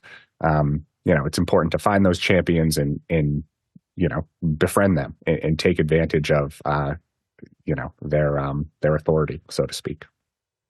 Awesome. TJ, let's get this started. The first question from Andy Kokendorfer in Vieira, Florida. Andy says, what is the best low or no cost hosted project management tool? Craig? So for these sort of things, there's two issues. One is the underlying information that you need to make decisions on. The other is a project plan. And the biggest mistake I see a lot of projects do that aren't using us, and there's a lot of great tools out there, is those aren't connected. And so what ends up happening is something changes in the data, and then you have to have a human to then say, oh, that means we need to add these 30 steps, or something goes away, but those 30 steps are still there, and people are wasting their time trying to figure out, where do I do those things? So beyond the tool, that is one of those things that's pretty key. Yeah, I'm more of a Google spreadsheets kind of guy because you can be flexible and adapt it. But there's a lot of small project tools for SMBs that are pretty decent in the SaaS environment for pure just project management. Yeah, there's some depending on what space you're in, the Monday.coms, the Asanas, there's a few of them. So really it's about testing what your needs are, because each tool will have a different sweet spot, to Craig's point. Next question. Paul Walhus in Hot Springs, Arkansas says, are Google Drive's basic tools like Drive, Photos, etc. enough in themselves to manage a large project, or would Microsoft's integrated suite of spreadsheets, etc. be better, or maybe something else? Craig. Yeah, as you said, so we use a lot of Google Drive, Google Docs, Google Sheets. The collaboration, I think, is a little bit tighter. The Microsoft, Office 365 does have some level of syncing. It feels still a little clunky, so I'm always hesitant about it. So I'd prefer Sheets for that sort of thing. The problem you run into, unless it's small, because there's some projects you could do on a whiteboard, but as you start getting bigger and bigger, doing things in a spreadsheet can get really tough to manage, especially if you're doing with any more than 30 or 40 or 100 people. Those kind of things become out of control. Next question. From Roscoe Jones in Madison, Indiana. One feature of many project planning tools is to identify actual and potential bottlenecks. How does your company identify these? How have you overcome any such issues in the past? Go ahead, Craig. And Pete, you can jump in on this one if you want. So one of the things that we do in execution, the biggest bottleneck is, there's typically a few dozen bottlenecks. So as I was talking before with Alex about, we might creating an event, throw a whole bunch of applications and devices and databases and storage and all that sort of stuff that are all connected into a given event, and we'll do that for the whole schedule. For any one of those events, we'll create what we call a run book, which is all of the tasks. That's another part of our software. And that will automatically create all the tasks needed in the right order, the right place. And we can do that well ahead of time. So that lets us see, okay, it's going to be a 12-hour event. And here's what the critical path is. And it looks like Bob's storage migration project task X is going to be the biggest tentpole. It's going to delay the event by 2 hours, or if anything can be done in parallel to that. So we'll typically look at that well ahead of time, and then we'll do a walkthrough or tabletop review just before the event. We tend to like super boring events because we've wrung out all the risk beforehand. While crazy, chaotic events might be interesting, great stories, we'd prefer simple, clean, and no heroics. The entire panel is shaking. There's everybody shaking their heads back here. Boring is good. Boring is good. Go ahead, Pete. Yeah, I think the one thing to keep in mind here, just from the past couple questions, we're talking about project management planning tools. And really, when it comes to these large migrations, there's layers to it, right? Everything Craig just talked about was unique to a specific change event, right? We're actually planning to move up servers. You start telling people to go unplug physical things and plug them in somewhere else, or to initiate cutover with using software. But above that, there's also the project at large, right? The different processes that get us to that end stage of execution. And those processes as well, and the project at large needs to be planned and understood.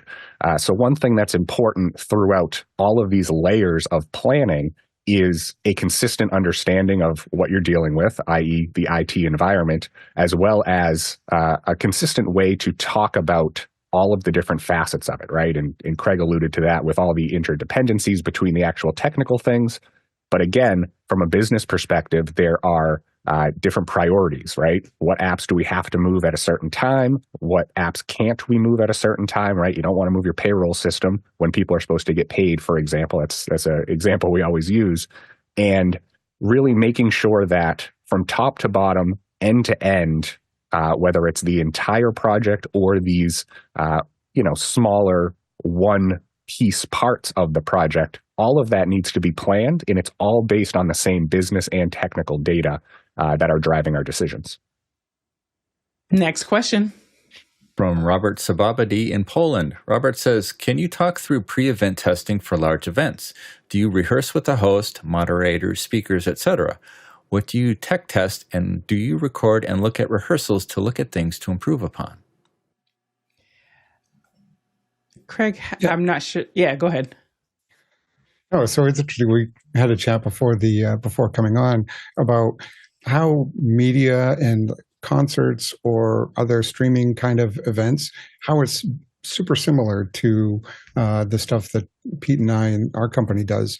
So we deal with large IT changes, and it is very similar from a few aspects. One, you can make or break a company. We're dealing with hospitals where people's lives are on the line if their infrastructure goes down, or an airline where if you take out their ticketing by accident, that's going to be pretty serious consequences to the business, much like if an event goes wrong. So doing preparation ahead of time where we know every minute what's going to happen in that event, and not just us, but we've done a tabletop review simulation with everybody that's going to be involved so that there's no questions. And we typically generate a culture of, if you're worried about something, raise your hand, because if we find something that could have gone wrong in an event beforehand, super easy to fix. We find that all the time. I don't want to know about something going wrong in an event.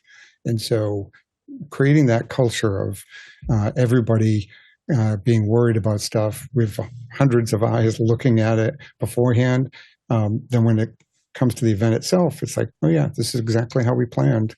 Might be boring, but people gain confidence from that and move along faster. Nigel? Yeah, I mean, someone else can talk about events and know that better than me. I whenever I'm involved, I want them as rehearsed as much as I can for as long as I can, depending on the schedule. I'll tell you, there are two things for large projects I like, one of which I think was just called a table read, or what I would call is a paper run through. So we're going to do this on paper and see what happens. And the other thing is red team, blue team, some of the things. You need another team looking at not only what can go right, but what can go wrong. And they can really help you find things. Next question. Paul Walhus in Hot Springs, Arkansas asks, what makes a large IT project large? And how do you make a small or medium-sized IT project scalable so it can become large? Craig. You're on mute. I am on mute. I'd say it's large. So we've done things where it's a small company, but they have big infrastructure. I usually like to measure by the impact of the company, because if it's just one app and you're a SaaS environment, you could put somebody out of business if you deal with the wrong things. So it's partly criticality of whatever you're doing. Part of it is also just the volume. And if you're moving, typically on a given event, we might do anywhere from 200 to 500 servers in a weekend if it's off hours. That tends to be for the bigger ones. Smaller ones, we can do 100 really quick and whatnot, or if it's really critical. But so it's a blend of the volume of the infrastructure, but also how critical it is. Pete? I think when it comes to large IT projects, as Craig alluded to, there's large in volume, there's large in criticality. And I think both of these from a business perspective, sometimes the way to make a small project scalable is to prove that it can be done. And it can be done in a timely, efficient, low-risk manner. And once you've proven that, then you win a bigger business opportunity to actually consider moving, what might be a large amount of critical things that prior to, the business decision might have been the criticality, the risk of even thinking about moving these things is too great.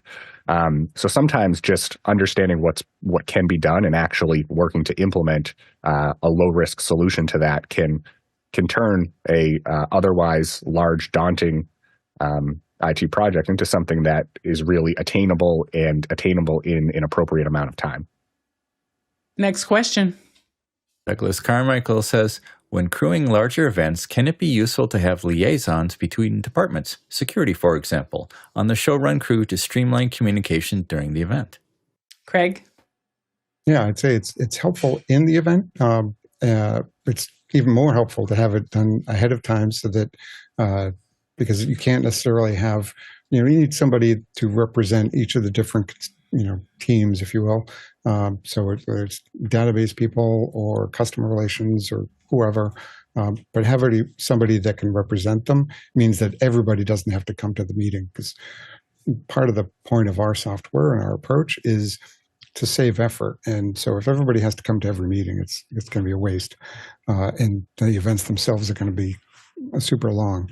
And so, as you said, having a liaison, somebody to designate is pretty key there. In fact, Transition Manager, we started the software because in data center, there's all sorts of noise.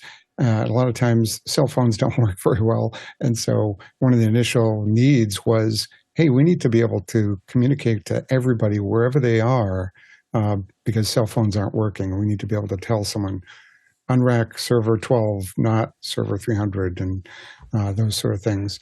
And so we worked that into the software early on just so that they wouldn't have to be all running around. Pete?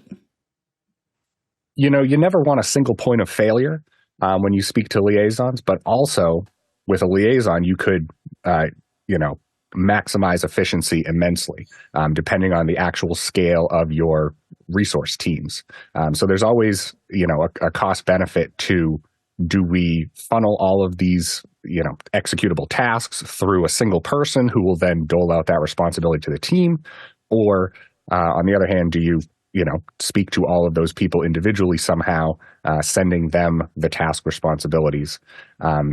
So it's definitely a cost benefit ratio of, are we maximizing efficiency to the point of lowering risk effectively? Because again, a single point of failure is not good, but efficiency is always good, right? So that's to say for each project, it's different. Sometimes you have resources who can liaise effectively. Other times we rely a little bit more, frankly, on our software and our method to dole out responsibility appropriately to individuals. Next question. Zach Stahlsmith from Chautauqua, New York says, I worked in IT for a broadcasting company, and we consistently used older technology and gear. It took us almost 2 years to update to Wirecast 15 because it was the workflow that people knew. Is this pretty typical not to update for that long? Craig? Yeah, that gets into a little bit more technology strategy and whatnot. I'm okay with people taking a long time with something that's working. Typically what I would suggest, though, is when you're getting into something, try not to customize it too much, because then if you need to get off of it onto something else, you're going to need to transfer all those customizations to whatever platform you're going to. So I'd be very careful about that. A lot of times it's actually easier to change your process to deal with the sweet spot of that particular software than it is customize it, which then presents upgrading that much harder later on.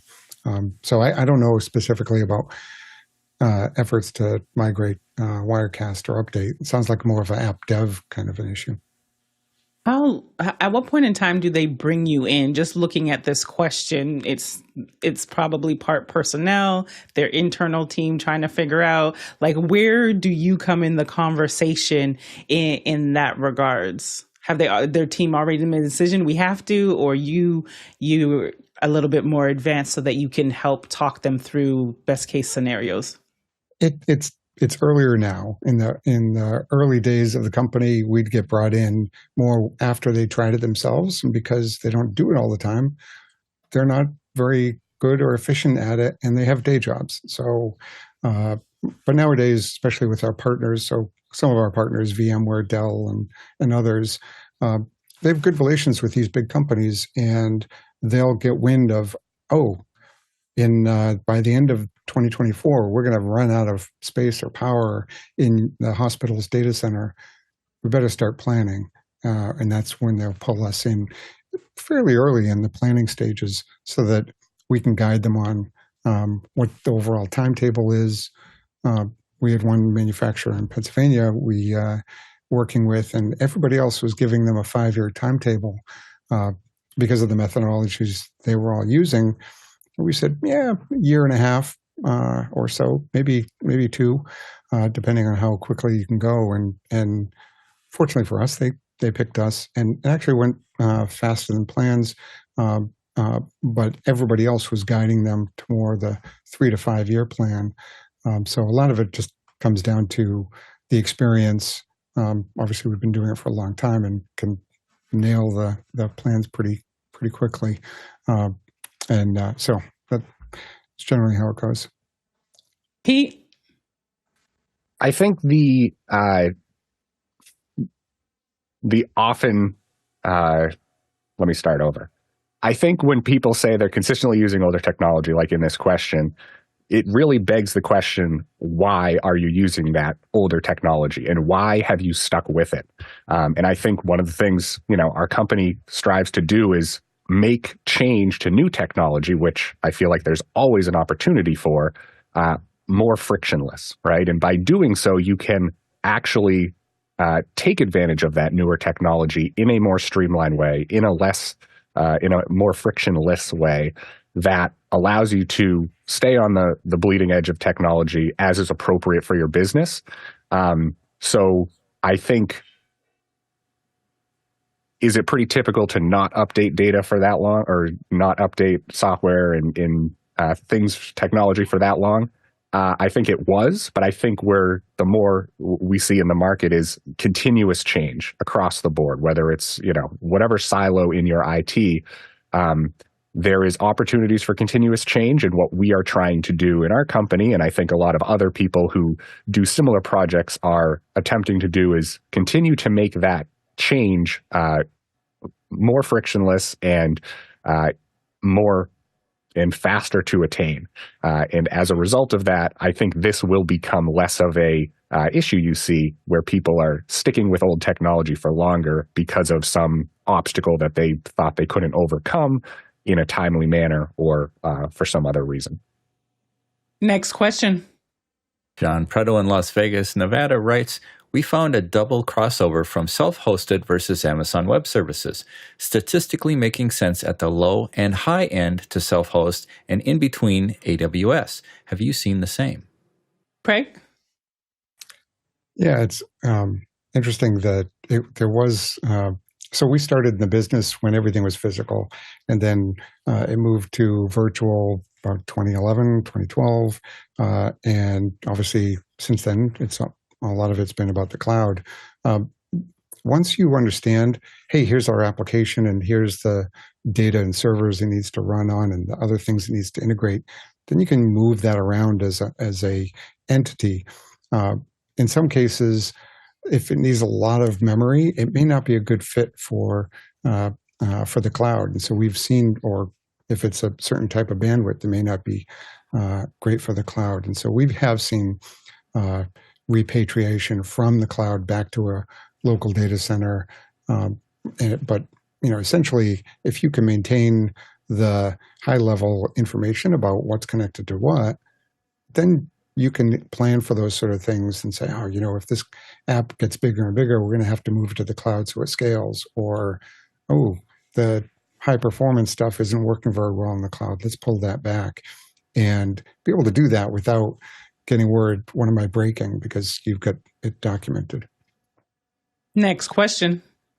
Mark Giuliani in Washington, D.C. asks, how has the migration from on-premises servers to cloud-based technologies changed how you manage projects? Craig? Surprisingly, very little at all. And I probably shouldn't say that, but what was interesting is Transition Manager itself, other than just general features, we didn't really make any difference. And this is when we're dealing with new partners. One of the biggest issues is like, wait a minute, it doesn't matter where it's going, whether it's the cloud or a virtual machine somewhere else or a physical. That doesn't matter. It's like, actually it doesn't. What really matters is, do you know the process it needs to go through? Are people aware of what they need to do? And does everyone have confidence in the information? The exact specific steps and technologies, works itself out, but it's typically not the biggest issue.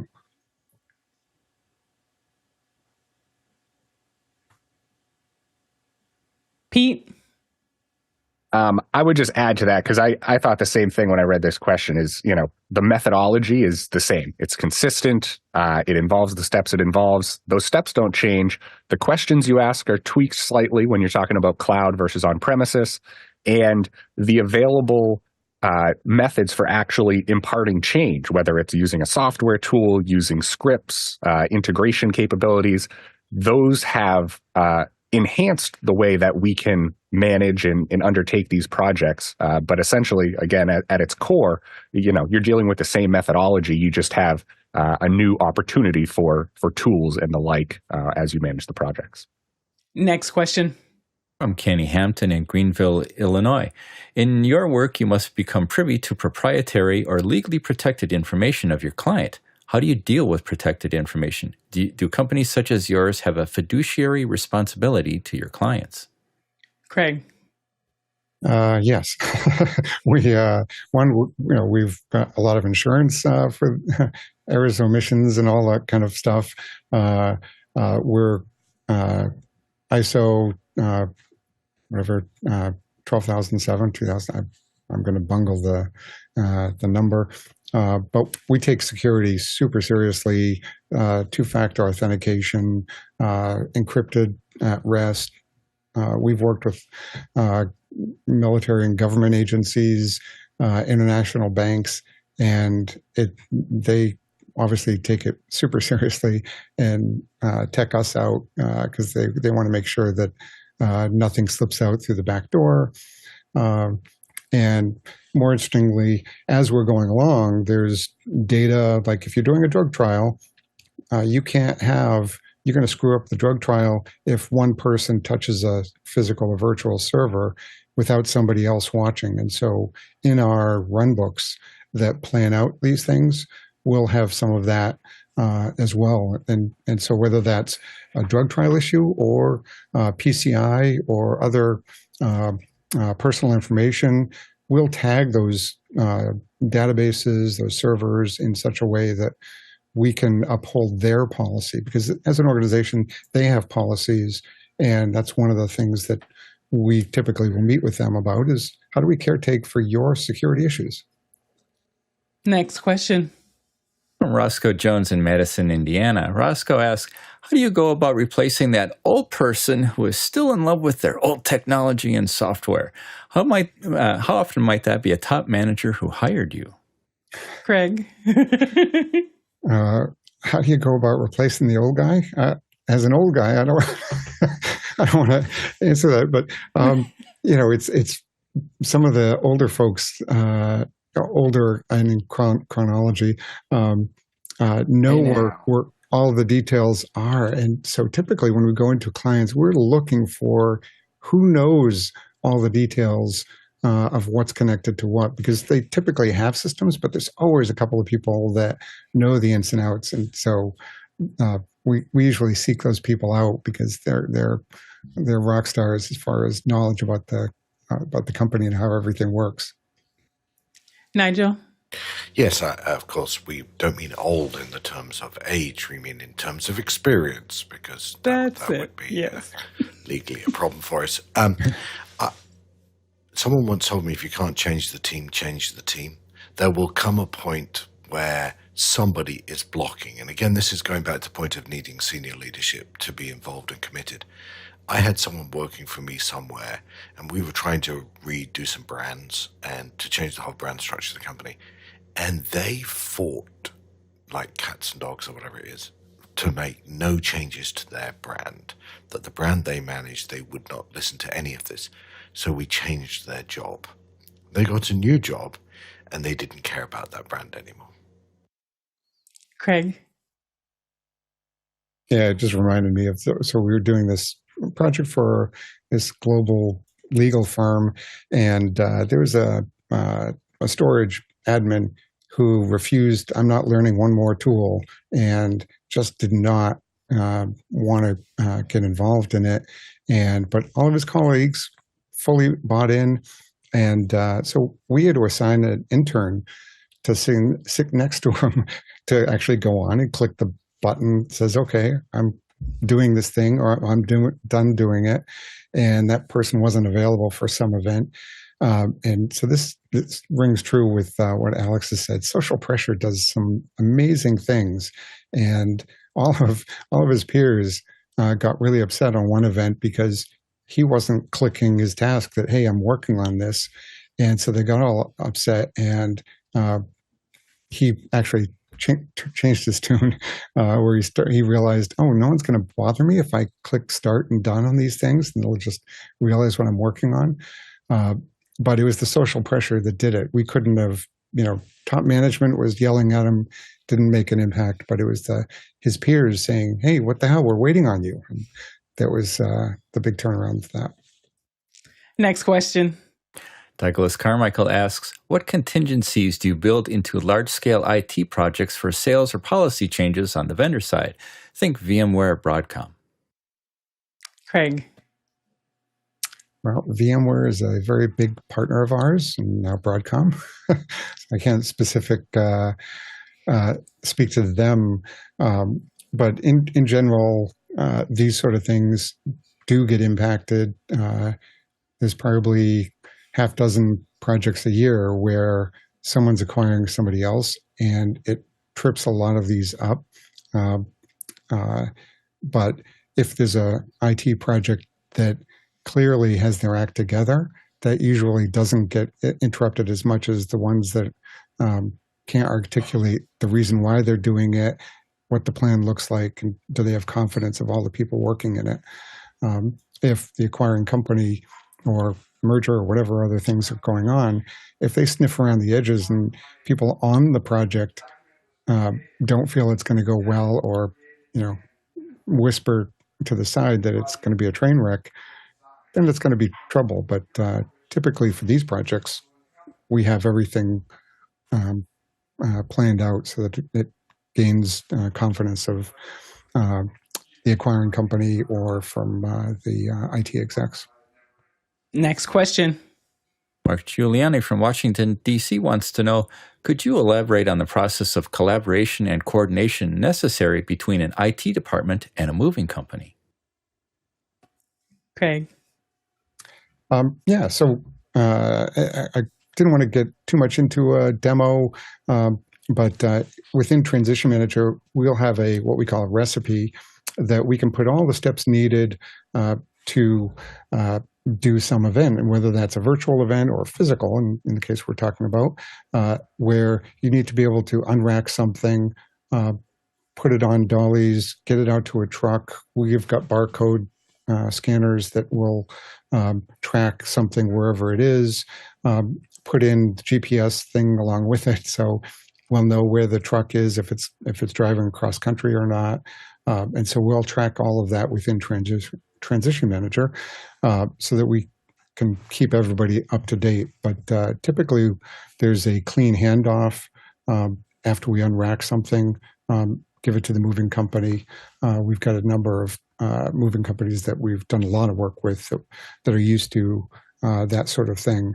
What you don't want to have happen is have people that are not used to dealing with this not know, oh, can I just grab the server off the out of the rack, or not understand how to wrap it and put it in a truck. There's all sorts of particulars that, as you can imagine, that are important there.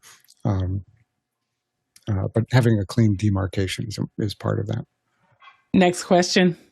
From Robert Sababadi in Poland. When planning changes, do you always have a fallback plan to the previous state before the change? And do you ever find yourself on a one-way path without the possibility of rolling back to a previous phase? Pete. So some of our clients definitely jump at this, and they want to make sure they have a fail-back plan. We certainly can facilitate that in our tool, just like we facilitate their move-forward plan. But one thing that our tool also facilitates is enough upfront kind of checks and balances, de-risking, planning capabilities that really allow us more often than not to totally avoid the need to fall back. So oftentimes we kind of sell that confidence in our methodology, in our capabilities to track these things, that rather than creating fallback plans and facilitating those, we create types of fix forward plans, and that's more so our philosophy. Craig? Yeah, so much like, I'm not on mute. So much like in the software development world, finding a bug early on is really inexpensive. If you find it later on, it's really expensive and hurts a lot of things. And so we do everything we can to foster the culture of looking for issues really early on and all the way, and then doing the rehearsals and whatnot. So as Pete said, we've gone a year without any rollback whatsoever, or even PCR change requests in projects, because it's so predictable if you follow that methodology, and it's actually less expensive as well. Next question. From Hershey Trivedi in Daytona Beach, Florida. Liaison versus consultant. What are the impacts on the processes for efficiency? Consulting with an SME can be useful to a project, but as stated before, having your liaison in the process is important. Can you discuss your thoughts? Yeah. So, Craig, yeah. Yeah. So we'll go through. It's really helpful to everybody have a concept of what's going on. So at the beginning of every phase, we're speaking to everyone, either as a group or video or different meetings, to say, here's what's coming in this phase over the next couple of months. You might see us in this meeting, da-da-da. We'll go through all that's expected of them, which may not be much, but now they know what's going on. So it's important that everybody has that general sense. And like I said, we want to foster that culture of raising your hand. In a lot of companies, that isn't the case, where their hand gets slapped if they raise it. And so in some organizations, we really have to go and push that quite a bit. And so that's part of this, is meeting with the subject matter, the app owners, the database people, whatever team it is, letting them know if you've got concerns, raise a flag. And it actually reduces the overall amount of communications, because they don't feel like they need to constantly get updates on things, because they know the overall approach, they know where they fit in, and it goes much smoother. And Pete? Yeah, I think both are obviously very important, and both can help maximize efficiency. The key is that both understand enough of what each other is doing that they can effectively do what they need to do at maximum efficiency. Next question. From Paul Walhus in Hot Springs, Arkansas. Paul says, Craig, can you describe in detail the evolution and current makeup of your organization? Craig, yeah, so we're a small private company. We have under 100 people, which to me, it blows my mind that we've done the kind of projects we have for the size we are. But I think a lot of that speaks to the force multiplier of transition manager, that we can do so much with such a small team. So we're about a third engineering, a third consulting, and third everybody else. Like I said, we do a lot of work with our partners to enable them, whether it's VMware, Dell, Evident. There's quite a few partners who we're working with now, and they have much bigger teams, so they can affect a much broader set of customers and types of projects. Hopefully I answered that question. Next question. Our final question from Andy Kokendorfer in Viera, Florida. Why doesn't Google have an online waterfall project management tool? Craig. That is a good question. It's one I ask almost weekly. It seems a no-brainer to have the kinds of Google apps that they have and Google Drive and all of that, not to have a rudimentary project management tool. And it wouldn't take much. There's a lot of tools out there they could acquire. But yeah, that is a mystery. I don't know why. Well, as we are at the end of the hour right now, Craig and Pete, I just want to say thank you so much for sharing all of your insights and really walking us through on a larger scale how you've been able to not only grow as a company, but help so many companies in transition. Any parting words? I always like to give people any parting words for us, any tips that you want to highlight? I'd say feel free to, we've got a bunch of stuff on our website. And if someone wanted to reach out to Pete or I with questions, we're happy to make recommendations, whether it benefits us or directly or not, doesn't matter. Because we like to spread our, when you learn something, you want to be able to have that benefit more people. So we're happy to share our knowledge and experience. So feel free to reach out to any of us or look at our website. Oh, wonderful. Well, as we get into the rest of the week, tomorrow we have building the Office Hours logo, and Wednesday it'll be the mic off, testing the microphones, and for the rest of the week you can head over to officehours.global. And I just want to say thank you to our producers for your questions, the panel for participating again, for Pete and for Craig for coming by. And how far did we travel today? We traveled 81,460 miles. That's 131,097 kilometers. That's more than 645 million bananas for scale. And to our back-end team, thank you so much for keeping us on point and making this show possible. And we'll see you all in After Hours. Bye. That was great, Craig and Pete. It's good. Nicely done. Yeah. Very really much, well done. yeah. Thank you. This was fun. Yeah, interesting. It's a really scary thing for those of us who don't do it. I imagine events for us, we do events all the time. We work with clients and they go, and it's scary for them to do their first, video streaming event. And for me thinking about moving things, I'm always half the reason I stay in houses that I stay in the past has been, I don't even want to move my stuff, let alone the technology. Yeah. We've literally moved airlines and hospitals where, all their ticketing could go down, or the ICU could go down if you didn't. Yeah. I have anxiety just thinking about it. This whole show, so cool, really cool. I didn't even know that this existed until you joined Office Hours. There was a